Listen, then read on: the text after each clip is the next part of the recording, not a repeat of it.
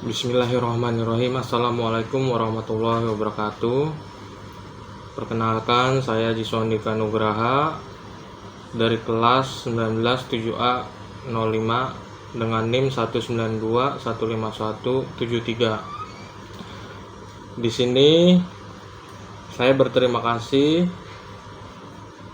dan mengucapkan rasa hormat kepada dosen pengampu mata kuliah ini, mata kuliah pendidikan agama, yaitu dosen Ibu Desi.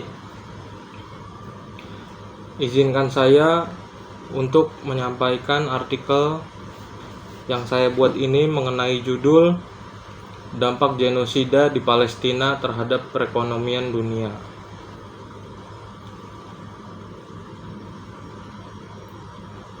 Oke. Dampak genosida di Palestina terhadap perekonomian dunia. Konflik antara Israel dan Palestina telah berlangsung selama beberapa dekade. Namun dalam beberapa tahun terakhir, kekerasan yang terjadi di wilayah Gaza dan di tepi barat telah meningkat secara drastis dan mengarah pada tindakan yang oleh banyak pihak disebut sebagai genosida terhadap rakyat Palestina. Ribuan warga sipil, termasuk perempuan dan anak-anak, menjadi korban dari serangan militer yang sistematis. Tragedi kemanusiaan ini menjadi perhatian global karena melibatkan pelanggaran yang berat terhadap hak asasi manusia dan prinsip-prinsip hukum internasional.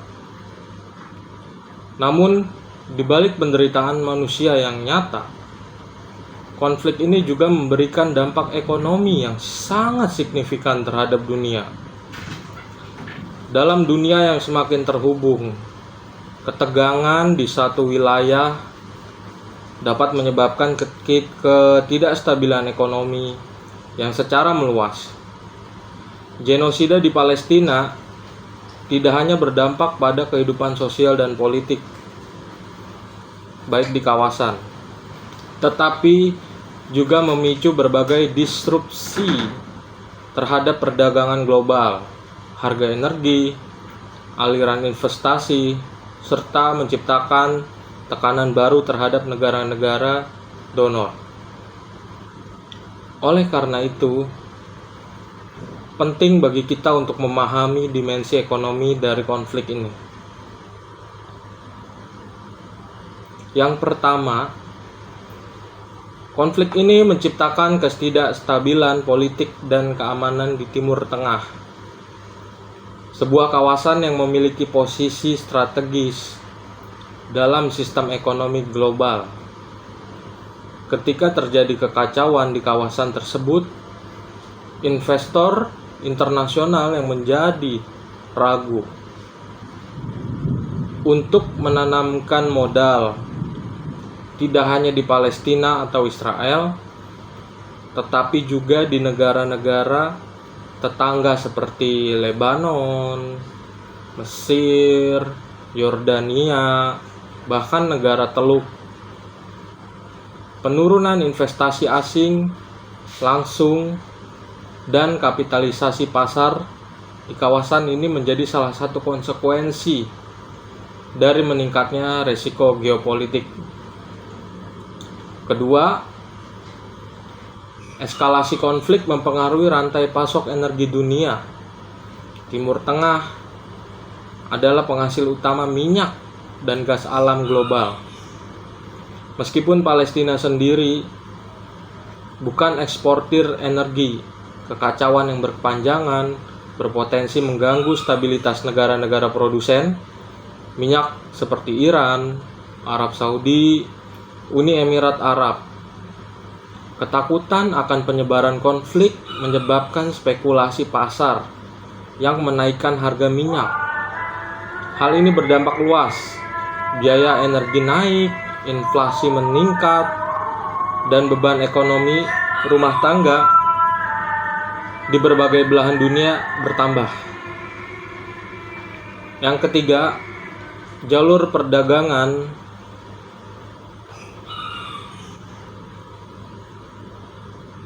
utama di dunia seperti terusan Suez di Mesir, Selat Hormuz menjadi lebih rawan terganggu akibat konflik ini.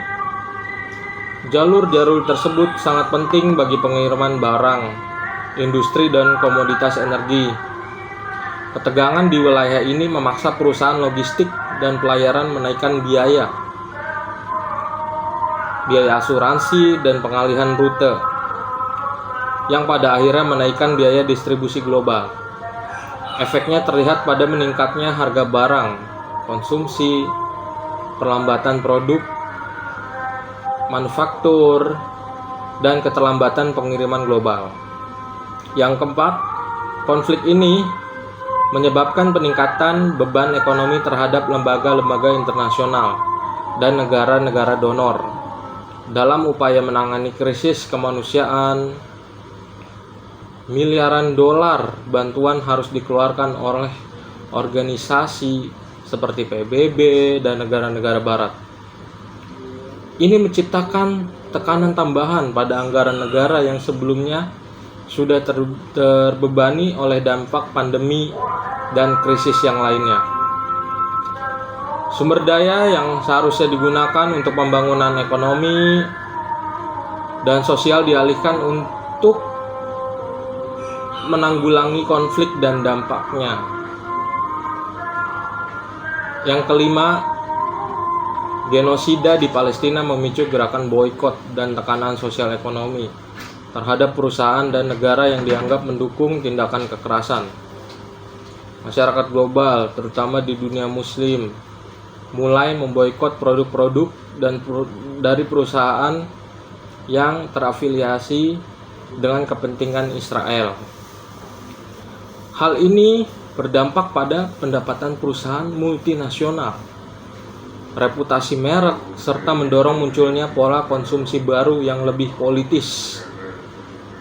Selain itu, solidaritas dunia Islam juga berpotensi menciptakan blok perdagangan yang baru yang dapat mengubah peta ekonomi global dalam jangka yang panjang.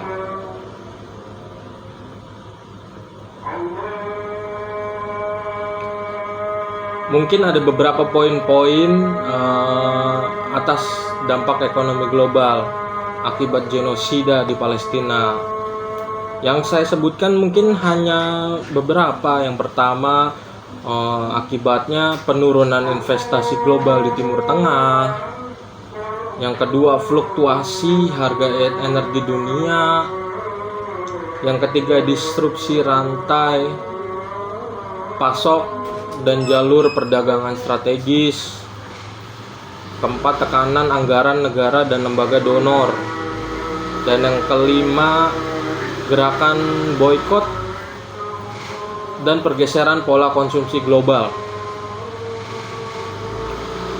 Oke, itu saja yang bisa saya jelaskan dari dampak genosida yang ada di Palestina pada perekonomian dunia. Bisa disimpulkan dari sini adalah konflik dan genosida yang di Palestina merupakan tragedi yang membawa dampak luar biasa. Bukan hanya bagi Palestina, tetapi juga bagi stabilitas ekonomi dunia.